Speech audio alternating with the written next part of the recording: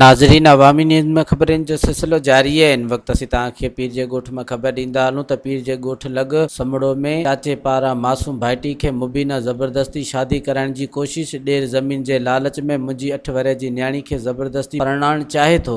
मुंहिंजो ॾेर ज़मीर या ज़ोरीअ मुंहिंजी नंढड़ी परणाए थो छोकिरी। छो? चए थो त मां परणायां, मूंखे ॾियो बनीअ जे करे, न कंहिंजे बि करे, मां उनखे कान ॾींदमि।